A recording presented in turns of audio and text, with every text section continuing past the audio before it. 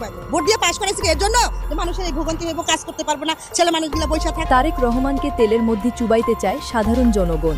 এবার জাতীয় সংসদে আওয়ামী লীগের পক্ষ নিয়ে স্বরাষ্ট্রমন্ত্রীকে ধোলাই করলেন রুমিন ফারহানা। এখন এই মুহূর্তে বিএনপি সব থেকে বড় বিপদে পড়বে ব্যারিস্টার রুমিন ফারহানার কারণে।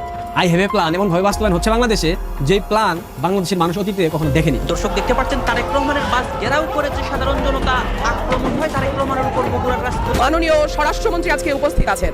উনি একবার না দুইবার না কয়েক দফা আমাদেরকে আশ্বস্ত করেছিলেন বাংলাদেশে আর মবের কালচার হবে না, কিন্তু আমরা দেখলাম একটির পর একটি জায়গায় মবের ঘটনা ঘটেই চলেছে। আসসালামু আলাইকুম, জানিয়ে দেবো এই মাত্র হাতে থাকা সর্বশেষ গুরুত্বপূর্ণ সংবাদ। এত সময় শুনলেন সংবাদ শিরোনাম, এবার থাকছে বিস্তারিত। তার আগে ছোট্ট একটা রিকোয়েস্ট করতেছে, যারা নতুন আছেন অবশ্যই চ্যানেলটি সাবস্ক্রাইব করে বেল আইকনটি অল করে দেবেন, তাহলে দেশের সকল খবরগুলো সবার আগে দেখবেন। প্রিয় দর্শক, আমরা বেশি দেরি করতেছি না, মূল অংশে চলে যাব। যারা নতুন আছেন চলুন আমরা কথা না বাড়ে লাইক দিয়ে একের পর এক ধারাবাহিকভাবে আজকে সকল আলোচিত খবরগুলো দেখে আসি। নয়তোবা আমরা ক্ষিপ্ত হইলে সরকারের তেলের মধ্যে চুবাই দেব। ভোট দিয়ে পাশ করেছি এর জন্য যে মানুষের এই ভোগান্তি হইব, কাজ করতে পারবো না, ছেলে মানুষগুলো বসে থাকবো। এইভাবে যদি দেশের ভোগান্তি হয়, আমি একজন অসুস্থ মানুষ, আমার পা ভাঙা নিয়ে আমার এখানে আসছে, সিরিয়াল দিতে হচ্ছে ভোট 6টার সময়। এটা কি সম্ভব? দিন দিন এরকম সম্ভব? তেলের দামও বাড়াইছে, তেলের এরকম সিন্ডিকেট করতেছে, এটা কোনো মানে হয় না। একটা কিছু করুক, তেল তো নাকি বারবার বলে যে পর্যাপ্ত আছে, তেল থাকলে নাকি খাওয়ার জন্য রেখা দিছে, না এদের বাড়িতে নিয়ে যাবো, সেগুলো কন্টিনিউ করে ফেলাক। এখন এই যে 12টা থেকে কেন দিব? সবসময় আগের মতন করে দিই। এটা কেন করবে? এই যে মানুষগুলো, এই যে পুরুষ মানুষগুলো, বিশেষ করে আমরা নয় মহিলারা গৃহিণী, এই পুরুষগুলো কাজে পুরুষ না, আর 1 ঘন্টা বসে থাকলে 1000 টাকা করে যদি লস হয়, এক একটা পুরুষ 5 ঘন্টা করে বসে থাকে। এই সরকার কি দিব? এই লস দিব সরকার? হ্যাঁ, সরকার কি এই লসটা দিব? সেটা সরকারকে জিজ্ঞেস করেন। ভোট দিয়ে পাশ করেছি এর জন্য যে মানুষের এই ভোগান্তি হইব, কাজ করতে পারবো না, ছেলে মানুষগুলো বসে থাকবো, আমাদের সংসার নেই, আমাদের কাজ না করলে আমাদের ঘরে ভাত আসবো না, তেলের আশায় বসে থাকতে কাজে যেতে পারেন, এটা কোনো কথা হয়েছে না? তা তো কোনো সুযোগ নাই যে মহিলাদের জন্য একটা সাইড দিচ্ছি যে ওইখানে মহিলারা যাবে, সেটাও তো করতেছে না। পুরুষদের সাথে এই মহিলারাও সিরিয়াল ধরে ধাক্কায় নিতে হইতেছে। আপনি কি বাম কর্তৃপক্ষের সাথে কথা বলেছেন? না, আমি বলি নাই, কারণ দেয় না বলে লাভ আসছে, দেয় তো না। সিস্টেম থাকলে না হয় আমি বলতাম, সবার বেলায় তো একই রুলস করতেছে না। তো যদি এরা লেখাও দিত যে মহিলারা বা অসুস্থ যারা আছে তারা এক সাইডটা নিব, তাও তো হয়তো। পুরুষ হোক বা সে মহিলা হোক, অসুস্থ একটা মানুষ থাকতেই পারে, সমস্যা থাকতেই পারে, তারও কিন্তু আইসা ভোর 6টায়। এই যে মানুষগুলা কিন্তু এখন আসে নাই, এরা 5টায় 4টায় আসছে ঘুম ভাঙা, এত আরামের ঘুম ভাঙা কাজে যাইতে হইব, সংসার চালাইতে হইব, এই জন্য আইসা বসে আছে। তাহলে এটার কি কোনো প্রতিকার হইব না? তেলের দামও বাড়াইছে, তেলে বারবার বলতেছে তেল আসতেছে প্রতিদিন, তেলগুলা কই যাচ্ছে? আমার চাওয়া এই ভোগান্তি বন্ধ করুক খুব তাড়াতাড়ি, এটা সহ্য হচ্ছে না। নয়তোবা আমরা ক্ষিপ্ত হইলে সরকারের তেলের মধ্যে চুবাই। মাননীয় স্পিকার, আমাদের সম্মানিত মাননীয় স্বরাষ্ট্রমন্ত্রী আজকে উপস্থিত আছেন। উনি একবার না দুইবার না কয়েক দফা আমাদেরকে আশ্বস্ত করেছিলেন বাংলাদেশে আর মবের কালচার হবে না। উনি আমাদেরকে আশ্বস্ত করেছিলেন বাংলাদেশে বিচারহীনতার সংস্কৃতি হবে না। উনি আশ্বস্ত করেছিলেন বাংলাদেশের মানুষ ন্যায় বিচার পাবে, কিন্তু আমরা দেখলাম একটির পর একটি জায়গায় মবের ঘটনা ঘটেই চলেছে। গত 1.5 বছর এবং এরপরে গত 2 মাস ধরে আমরা মবের সংস্কৃতি দেখলাম। কুষ্টিয়ায় একজন কথিত পীরকে পিটিয়ে মারা হয়েছে কিছুদিন আগে। মাননীয় স্পিকার, মানুষ যখন ন্যায় বিচার পায় না তখনই এইরকম সংস্কৃতির বাড়ে এবং মানুষ এই ধরনের সংস্কৃতিতে জড়িয়ে যায়। ব্রাহ্মণবাড়িয়া 2 আসন থেকে নির্বাচিত মাননীয় সদস্য রুমিন ফারহানা, আপনার সময় 2 মিনিট। Notice number 878। ধন্যবাদ। মাননীয় স্পিকার, আপনাকে ধন্যবাদ। মাননীয় স্পিকার, বিশ্বের বিভিন্ন দেশে নানান রকম সংস্কৃতি থাকে, নাচের সংস্কৃতি, গানের সংস্কৃতি, অভিনয়ের সংস্কৃতি, কবিতার সংস্কৃতি। আমাদের দেশে মাননীয় স্পিকার গত 1.5 বছর এবং এরপরে গত 2 মাস ধরে আমরা মবের সংস্কৃতি দেখলাম। আমরা দেখলাম বাংলাদেশ ব্যাংকের গভর্নরকে মব করে সরানো হয়েছে, আমরা দেখলাম বাসসের প্রধানকে মব করা হয়েছে, বরিশাল আদালতের প্রাঙ্গণে মব হয়েছে, সুপ্রিম কোর্ট লয়ার্স রুমে মব হয়েছে, ডেইলি স্টার, প্রথম আলো ভাঙা হয়েছে, চট্টগ্রামে 1.5 বছর আগে নেচে গেয়ে নাচ এবং গানের মাধ্যমে মব তৈরি করে ছিনতাইকারী সন্দেহে পিটিয়ে মারা হয়েছে, কুষ্টিয়ায় একজন কথিত পীরকে পিটিয়ে মারা হয়েছে কিছুদিন আগে। মাননীয় স্পিকার, আমাদের সম্মানিত মাননীয় স্বরাষ্ট্রমন্ত্রী আজকে উপস্থিত আছেন। উনি একবার না দুইবার না কয়েক দফা আমাদেরকে আশ্বস্ত করেছিলেন বাংলাদেশে আর মবের কালচার হবে না। উনি আমাদেরকে আশ্বস্ত করেছিলেন বাংলাদেশে বিচারহীনতার সংস্কৃতি হবে না। উনি আশ্বস্ত করেছিলেন বাংলাদেশের মানুষ ন্যায় বিচার পাবে, কিন্তু আমরা দেখলাম একটির পর একটি জায়গায় মবের ঘটনা ঘটেই চলেছে। আজকে আমাদের স্বরাষ্ট্রমন্ত্রী উপস্থিত আছেন, আমি ওনার দৃষ্টি আকর্ষণ করে বলি, আজকে মাননীয় প্রধানমন্ত্রীও একই ধরনের কথা বলেছেন। মানুষ যখন ন্যায় বিচার পায় না তখনই এইরকম সংস্কৃতির বাড়ে এবং মানুষ এই ধরনের সংস্কৃতিতে জড়িয়ে যায়। মানুষের মধ্যে হতাশা আছে, মানুষের মধ্যে ক্ষোভ আছে, মানুষের মধ্যে তীব্র বৈষম্য আছে এবং সর্বোপরি আছে দৃষ্টান্তমূলক শাস্তির অভাব।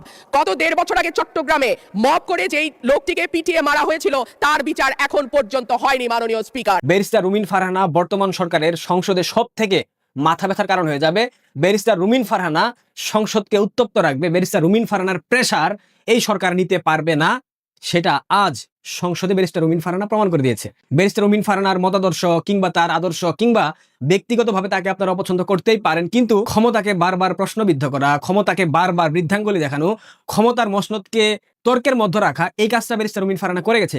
আওয়ামী লীগের শাসনামলে 17 বছর ব্যারিস্টার রুমিন ফারহানা যেভাবে সামাজিক যোগাযোগ মাধ্যম মেইনস্ট্রিম মিডিয়াতে নিজেকে উত্থাপন করেছে, নিজেকে সমালোচনার কেন্দ্রবিন্দুতে রেখেছে, বাংলাদেশ আওয়ামী লীগের গভীর সমালোচনা করেছে, কঠিন সমালোচনা করেছে, এটা কিন্তু আমরা দেখেছি। এখন এই মুহূর্তে বিএনপি সব থেকে বড় বিপদে পড়বে ব্যারিস্টার রুমিন ফারহানার কারণে। গত কয়েকদিন থেকে দেখছিলাম গণমাধ্যমগুলোতে, সামাজিক যোগাযোগ মাধ্যমগুলোতে ব্যারিস্টার রুমিন ফারহানা এনসিপিতে যোগদান করতেছে, ওই দলে যোগদান করতেছে, সেই দলে যোগদান করতেছে। এটা নিয়ে ব্যারিস্টার রুমিন ফারহানা অলরেডি ডয়েচে ভেলেতে তিনি বলে দিয়েছেন তিনি আপাতত কোনো দলে যোগদান করছেন না। এটা ব্যারিস্টার রুমিন ফারহানার একটা চমৎকার সিদ্ধান্ত, কারণ তিনি যে ব্যক্তিগত ইমেজ সৃষ্টি করেছেন, এখন যদি অন্য কোনো দলে যোগদান করেন সেই ইমেজটা থাকবে না, তার যে গ্রহণযোগ্যতা সৃষ্টি হয়েছে সেটা থাকবে না।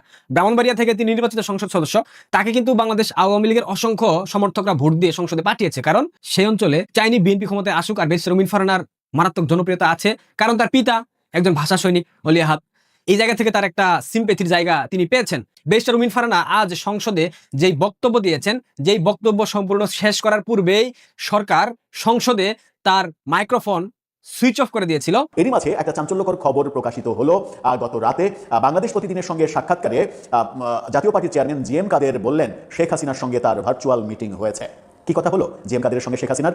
এই মুহূর্তে যখন নানা পক্ষ আওয়ামী লীগ নিয়ে নানা রকমের আলোচনা চলছে, আওয়ামী লীগের রাজনীতি ফিরিয়ে দেওয়ার কথা চতুর্দিক থেকে যখন আলোচিত হচ্ছে, তখন জিএম কাদের সঙ্গে এই বৈঠকটা খুবই গুরুত্বপূর্ণ বলেই মনে হয়। তাহলে কি আওয়ামী লীগ জাতীয় পার্টিকে কোনোভাবে আগামীতে তাদের রাজনীতির ক্ষেত্রে কাজে লাগাতে চাইছে? চলুন কি বললেন জিএম কাদের, কতটুকু বললেন, কতটুকু বলতে চাইলেন না একটু বুঝি, এবং তার ওই মানে শব্দ প্রয়োগের মাধ্যমে কতটুকু বোঝা যায় সেটা একটু বিশ্লেষণ করে বোঝার চেষ্টা করি ব্যাপারটা। জাতীয় পার্টির চেয়ারম্যান জিএম কাদের সঙ্গে দিল্লিতে অবস্থানরত শেখ হাসিনার কথা হয়েছে, এটা প্রথমবারের মতো জিএম কাদের বাংলাদেশ প্রতিদিনের সঙ্গে সাক্ষাৎকারে গত রাতে স্বীকার করেছেন।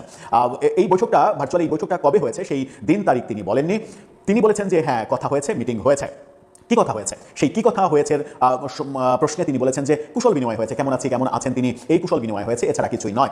মানে রাজনৈতিক কোনো আলাপ হয়েছে কিনা সেই প্রশ্ন জিএম কাদের যেভাবে এড়িয়ে গেছেন তাতে স্পষ্ট বোঝা যায় যে শেখ হাসিনার সঙ্গে জিএম কাদেরের যে টেলিকনফারেন্স কিংবা ভার্চুয়াল মিটিং সেটা অবশ্যই একটা মানে একটা পরিকল্পনার অংশ, এবং নিশ্চিত করেই শেখ হাসিনার বর্তমান অবস্থান, বর্তমান নাম্বার কিংবা শেখ হাসিনা যে বিদেশি একটা হোয়াটসঅ্যাপ নাম্বার ব্যবহার করেন বলে বিভিন্ন গণমাধ্যম বিভিন্ন সময় দাবি করেছে, সেগুলো তো জিএম কাদেরের জানা থাকার কথা নয়। তার মানে কলটা ওই দিল্লি থেকেই এসেছে বলেই ধারণা করা যেতে পারে। আর দিল্লি থেকে যদি কলটা জিএম কাদের কাছে আসে তাহলে সেটা যে কুশল বিনিময়ের জন্য নয়, সেটা খুব ভালোভাবেই বোঝা যায়। এটা যে রাজনৈতিক আলাপ, এবং এই মুহূর্তে বর্তমান সরকার আসার পরে আওয়ামী লীগকে তারা রাজনীতিতে ফিরতে দেবে কিনা, এরই মাঝে পররাষ্ট্রমন্ত্রী ভারতে গিয়ে শেখ হাসিনার প্রত্যার্পণের আবার দাবি করেছেন, সেটা ব্যাপারে ভারত খুব একটা পজিটিভ সিগন্যাল দেয়নি। এরকম একটা মুহূর্তে বাংলাদেশের রাজনীতিতে আওয়ামী লীগ কতটা প্রাসঙ্গিক হয়ে উঠবে সেটা জিএম কাদের সঙ্গে হয়তো কৌশলগত কোনো আলোচনা হয়েছে। খুব খুব মানে সম্প্রতি মানে হচ্ছে যে সাম্প্রতিক সময়ে আগামী কিছুদিনের মধ্যে যদি জাতীয় পার্টির কোনো মুভমেন্ট, কোনো বক্তব্য, কোনো অ্যাক্টিভিটিস আমরা দেখি, তাহলে এই কথার সূত্র ধরে এটুকু অন্তত বলা যাবে যে শেখ হাসিনা এবং জিএম কাদের খুবই গুরুত্বপূর্ণ রাজনৈতিক আলোচনা করেছেন, যেখানে আওয়ামী লীগের ফিরে আসার ক্ষেত্রে জাতীয় পার্টি কি ভূমিকা পালন করতে পারে সেই ব্যাপার থাকতে পারে। আরেকটা বড় ব্যাপার থাকতে পারে যেটা খুবই আলোচনা হচ্ছে এবং দিল্লিতে এই বিষয়গুলো নিয়ে আলোচনা হয়েছে। কদিন আগে সাকিব আল হাসানের সঙ্গে মিটিং করেছেন, সাকিব সহ আরো 6 জন, মোট 7 জন এমপির সঙ্গে মিটিং করেছেন শেখ হাসিনা। সেখানে কি কি দিক নির্দেশনা দিয়েছেন এরকম খবরগুলো কিন্তু বিভিন্ন মাধ্যমে প্রকাশিত হচ্ছে, এবং সেখানে আগামী স্থানীয় সরকার নির্বাচনের প্রসঙ্গ এসেছে। স্থানীয় সরকার নির্বাচনে আওয়ামী লীগের ভূমিকা কি হবে সেই ব্যাপারগুলো আওয়ামী লীগের নেতাদেরকে বলছেন শেখ হাসিনা। ঠিক সেই মুহূর্তে জিএম কাদেরের সঙ্গে এই বৈঠকে নিশ্চিত করে সেই এজেন্ডাতেও আলোচনা হবে। যদি আওয়ামী লীগের বর্তমান অবস্থান যতটুকু শোনা যাচ্ছে বিভিন্ন মাধ্যমে, যদি বিএনপি আওয়ামী লীগকে রাজনীতিতে ফিরতে না দেয়, নিষেধাজ্ঞা যদি তুলে না নেয়, এবং আগামী স্থানীয় সরকার নির্বাচন এবং পেশাজীবীদের বিভিন্ন নির্বাচনে যদি আওয়ামী লীগকে অংশগ্রহণ করতে না দেয়, তাহলে আওয়ামী লীগের কি কৌশল হবে, আওয়ামী লীগ কিভাবে বিএনপি যেন ওই নির্বাচনগুলোতে হেরে যায় সেই কৌশল প্রয়োগ করবে, এবং সেই কৌশলের সঙ্গে জাতীয় পার্টিকে অন্তর্ভুক্ত করার বিষয়গুলো আলোচনা হতে পারে। জিএম কাদের শুধু বলেছেন শেখ হাসিনার সঙ্গে কথা হয়েছে। তিনি গতকালকে যে ঘটনা ঘটেছে, আওয়ামী লীগের রাজনীতিকে ফ্যাসিস্ট বলা, এবং একসময় ছাত্রলীগ ফ্যাসিস্ট ছিল, কিন্তু এনসিপির গতকালের বক্তব্য, এনসিপির আহ্বায়কের যে ছাত্রলীগ করলেও সমস্যা নেই, এনসিপি করতে পারবে, সেই প্রসঙ্গে জিএম কাদের বলেছেন যে এটা ডাবল স্ট্যান্ডার্ড। তিনি বলছেন যে এনসিপি করলেই তার আর কোনো দোষ থাকবে না, না করলেই সে ফ্যাসিস্ট হবে, এটা দ্বিচারিতা, এটা ডাবল স্ট্যান্ডার্ড, এই রাজনীতি টিকবে না। তিনি বলছেন যে এই যে রাজনীতির যে নীতি, এই নীতি টিকবে না, এই রাজনীতিকে তারা টিকাতে পারবে না। তারা মূলত আওয়ামী লীগ জাতীয় পার্টির ভোট ব্যাংকের দখল নিতে চায়।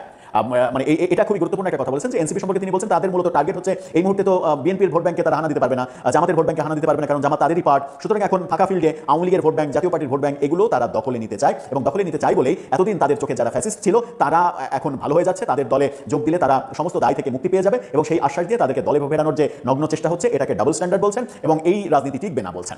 এখন আপনি কি অনুমান করতে পারেন, মানে এটা একটা এই তথ্যটাই একটা বড় খবর যে শেখ হাসিনা জিএম কাদের ভার্চুয়াল মিটিং হয়েছে, যেটা বাংলাদেশের কোনো নেতার ক্ষেত্রে এখন পর্যন্ত প্রকাশিত হয়নি। প্রফেসর ইউনূসের আমলে যদি হতো তাহলে নিশ্চিত করে জিএম কাদের এই সাক্ষাৎকারে এরকম বক্তব্য দিতে পারতেন না, তিনি এই বক্তব্য দিতে ভয় পেতেন। তার মানে প্রফেসর ইউনূস বিদায়ের পরে বিএনপি সরকারের আমলে তিনি এই বক্তব্য দিচ্ছেন, এই বক্তব্যের একটা বড় গুরুত্ব রয়েছে। প্রফেসর ইউনূসের আমলে এই বক্তব্য যদি ওই সময় যদি মিটিং হতো এবং সেই সময় যদি তিনি এই স্বীকারোক্তিটা দিতেন তাহলে বড় ধরনের রোশানলে তাকে পড়তে হতো যে দিল্লি থেকে জিএম কাদের জাতীয় পার্টিকে বাংলাদেশকে অস্থিতিশীল বানানোর জন্য শেখ হাসিনা কাজে লাগাচ্ছেন এবং জিএম কাদের সেই দোসরের ভূমিকা পালন করে দেশকে অস্থিতিশীল বানানোর চেষ্টা করছে।